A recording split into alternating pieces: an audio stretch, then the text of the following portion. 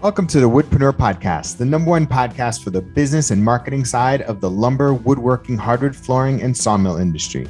I'm your host, Steve from Acres of Timber. Each week, we feature various wood business owners and entrepreneurs from around the globe.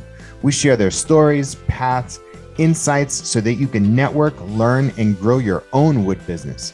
Thank you so much for listening. Now enjoy the episode.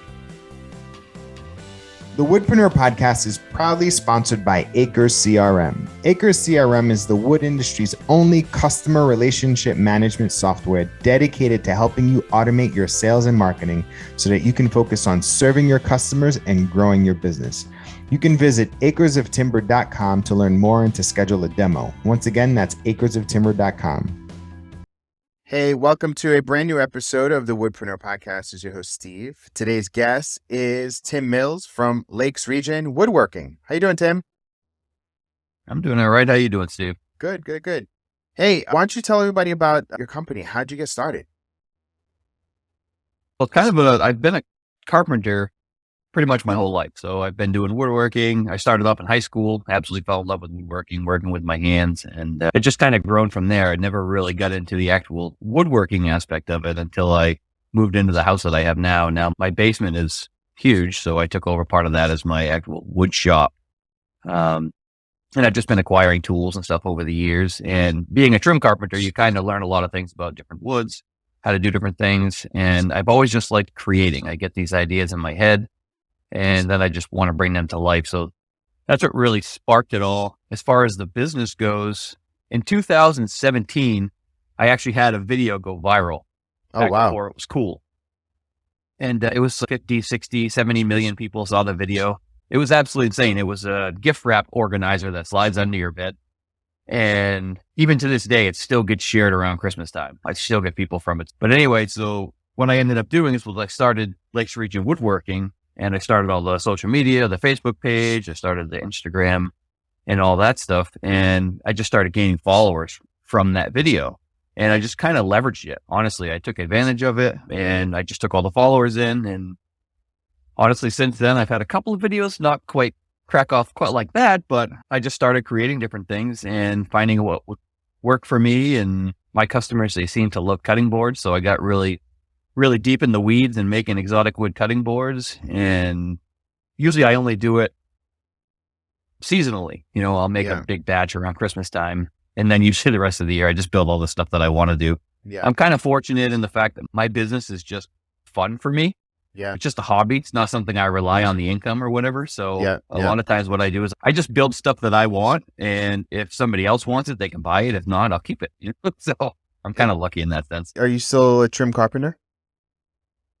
Actually, right now, I am not a trim carpenter. I've actually done a few different things. I just finished up I've been doing seamless gutters for a friend of mine for the last several years. And this year, I'm actually venturing out on my own. I'm actually starting a handyman business. So cool. That's the new venture. Very cool. Yeah. Very cool.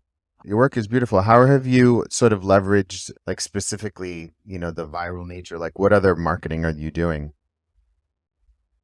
I hate to say that I'm not really good at that aspect of things. I just what I like to do is I just like to create and share all the different cutting boards and stuff that I'm making. And it kind of I don't have a good system, I guess you could say, as far as that stuff goes. I'm just very lucky in the sense that a lot of the people that actually follow me, they truly like what I do. And I think I'm at like 200 cutting boards right now that I've cut and sold. I can never hang on to them long enough to even put them on a website, and everything just sells through social media, which I know is not normal. I'm just very lucky in that sense, but honestly, I kind of have that brain too, where kind of over it. So now I'm kind of trying to figure out like, what's the next fun thing for me, Yeah. So I like to try to learn something new every year. Mm-hmm. Every year I'll take on a new project. Like one year I did 3D signs.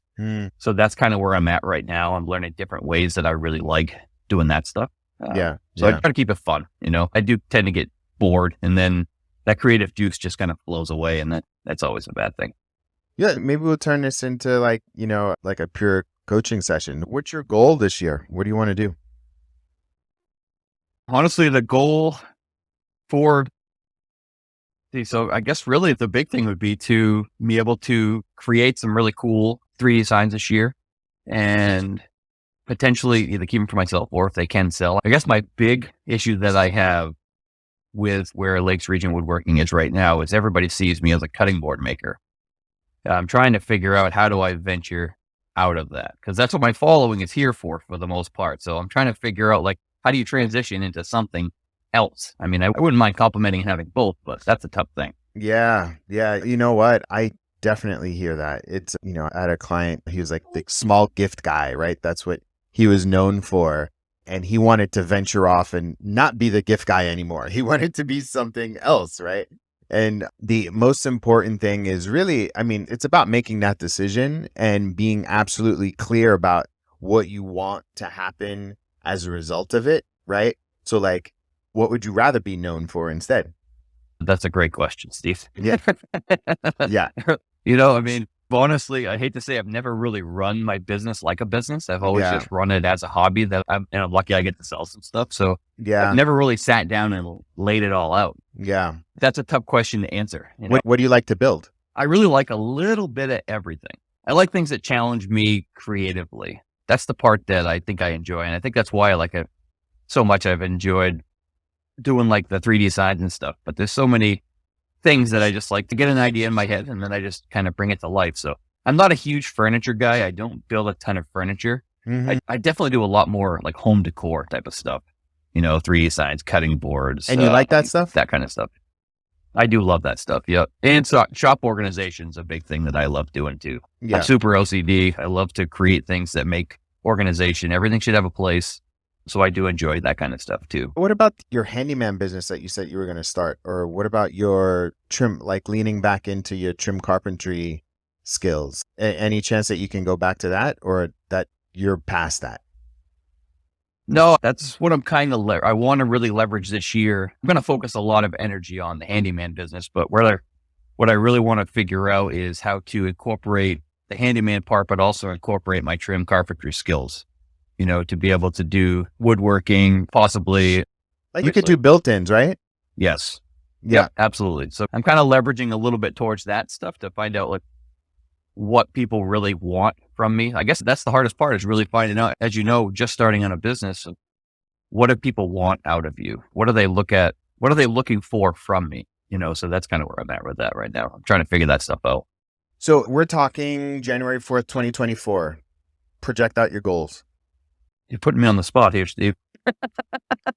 We're just old friends catching up over some coffee, talking about our goals. No, realistically, I really want to, I would love to be doing more carpentry work, more handyman type stuff, creating built-ins, having a good combination of being in my wood shop so I don't have to leave, and also installing, the built-ins that I've built, or maybe even doing kitchens, things like that.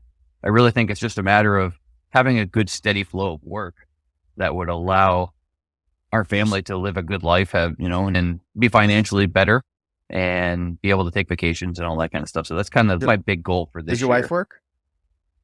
Yes, she does. Yep. Okay.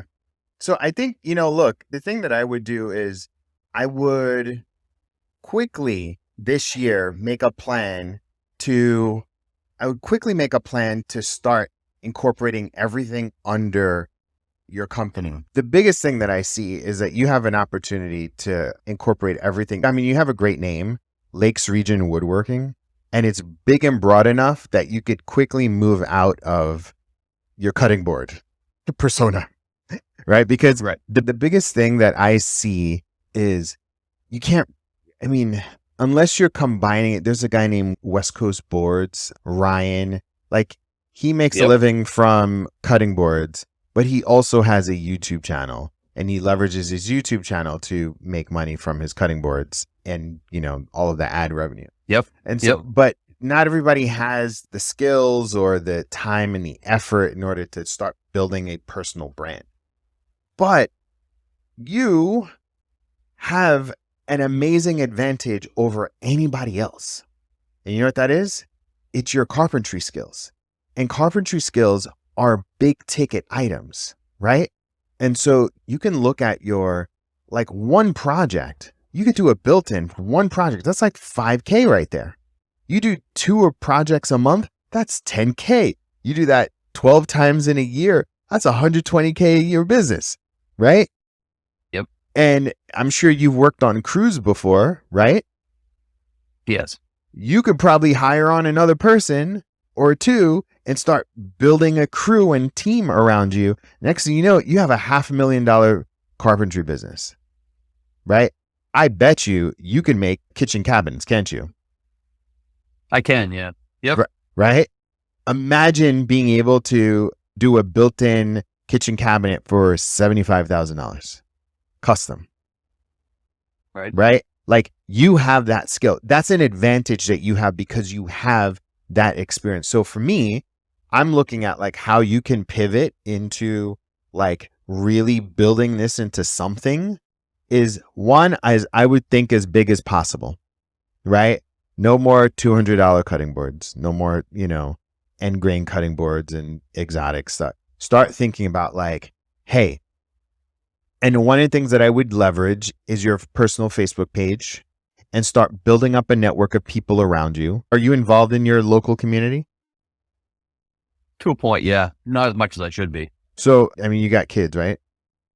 Yeah, I do. Yep. Yeah. So like they're involved in like sports teams and clubs and, the school. Everybody knows my name. Everybody knows your name. I guess that's an advantage. Exactly. That's an right. advantage I have. And so look on Pinterest and start looking at projects that you know that you can do, right? And make a Pinterest board of the types of projects that you know that you absolutely could do, that you would actually enjoy doing, right? And whether it's a built-in, it's a locker room, whether it's a cabinet or whatever it is, like look to see what is something that you can do. And then start posting on your Facebook page and start saying, hey, look, I'm looking to build one or two of these this year. Who wants something like this? It's a cool idea. Right? Yeah. And literally start building. How much you sell a cutting board for? Range from 100 to 250. Okay. So look, the best part about it is, how many cutting boards did you sell last year? Last year total, I think it was like 50, 55. So look, and any of them local? Very few, probably maybe 8 to 10 of those, maybe. So I would go back to those 8 to 10 of those people and just say, hey, look, I'm pivoting my business and right now is the perfect time to do it. It's 2023, January, right? This will probably come out in February, but either way, it's the beginning of 2023. And you could say, I'm pivoting my business to do more carpentry and built-in work. And I would love to work with you this year. Do you have any project ideas in mind that I can help out with? Here's an example of what I can do. Makes sense. I like that. Right? And then you literally have them build, like, do the job, right? Quote, they pay for the materials and charge 1.5 times what the materials will cost, just to give them like the bro deal because you're pivoting. And then you capture all of that content, your time lapses, your reels, your testimonials, the finished product, the reveal, and you do that 4 times. Say this quarter, between now and March, I want to build 4 of these, and whatever those things are, built-ins, locker rooms, cabinets, whatever. I want to build 4 of these. And then you charge them, go to those 8 to 10 people that are local. I'm like, I'm doing this because I want to build my portfolio. And then you do that, like, and you charge them 1.5 times. So like if it's $1,000 in materials, charge, another $1,500 for your labor. Yep. You do that 4 times, you get 4 really great testimonials. And then after those 4 times, I mean, you're still making money off your cutting boards, whatever, right? And those people are out of state. But then locally, you start pivoting your business towards that. And then you start capturing your content on your social about this new pivot that you're doing in your business. Does that make sense? Yeah, it makes total sense. Yeah. Yeah. So I foresee if you do that, so even if you did, 2 times the cost of materials for the project, you'll still come in lower than anybody else, right? Because they all got crews and everything, right? You do that, your first quarter, you can probably make an extra, I don't know, 10,000, right? 10 to 15,000. Yep. If you do it right. And then next quarter, April through June, then you start charging 2.5 times the price, because now you have 4 good portfolio case studies. And then you just go crazy marketing. By the end of the year, I foresee you doing 6 figures, following the same exact step that I just told you. Yep. No, I think you're right. Are you going to do it? There's a need for that for sure. Absolutely. I'd love to be all the custom. You could be that guy. Built-in things. And you can be that guy. Yep. And what does it do? You have all of the tools, right? Yep. You have all of the skills, right? Yep. You have all of the experience, right? Yep. You already have the social proof, meaning that, look, you have an Instagram account with almost 11,000 followers. So people are like, whoa, this person's legit. So you already have like this mystique about like, oh, this person's like a big deal. So now you do that on your Instagram, and then you do that on your personal Facebook page, Just start saying, this is who I am. This is who I am. Like, now's the perfect time to just start telling the world, this is who you are. Like, hey, I'm a carpenter. I can build you anything in your house. And the value about that is that you're adding value to people's lives that increases the value of their home, which is their most valuable asset, right? You can see things in their house and, you know, like, again, everybody's got unused space in their house. You can leverage that to add value and charge, I don't know, 20 times what it would cost for you to make a cutting board. Yeah, that's true. So look, you're probably going to be the last cutting board person on this podcast ever, because I'm moving beyond cutting boards, right? And I'm telling you that, like, you have the skills to be making way more money. And this is the same thing, you know, anybody that's listening, like, you can be making way more money. And I want you to think as big as possible. Right now is literally the best time for you to do it. It's a brand new year. Think as big as possible. Because you know what's going to happen. If you don't, somebody else is going to come and take your job and put you out of business. Absolutely. So you need to be thinking big. What's your major city near you? I don't have any really major cities near me. The closest one's probably a half hour from me.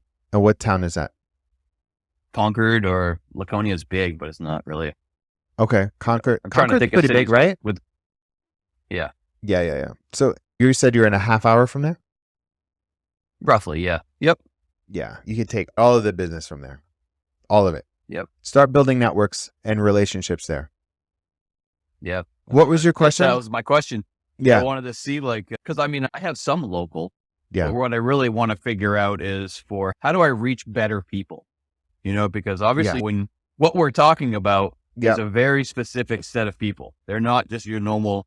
I mean, you're talking to somebody that has an upper level of income. Yep. They want the better stuff. They don't want the cheap stuff. Yep. I've never really targeted those folks before, so I'm kind of wondering how I do that.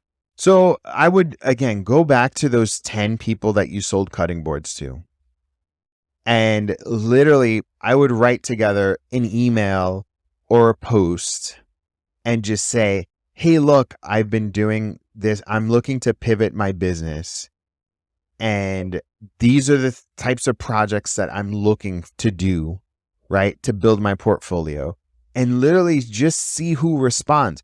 I bet you can look at, you know, and if you want to prioritize who you're going to call first, second, third, fourth, look at where they live. Look at Zillow, look at Redfin, look at Trulia to see what their home value is. Right. Yeah.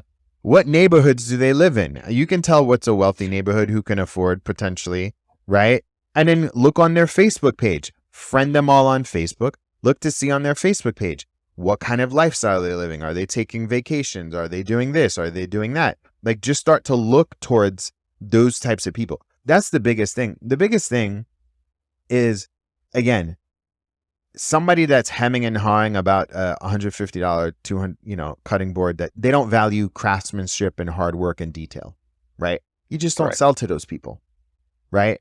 you have to start putting yourself in a position to attract those people. And it's how you talk. It's the type of content you put out.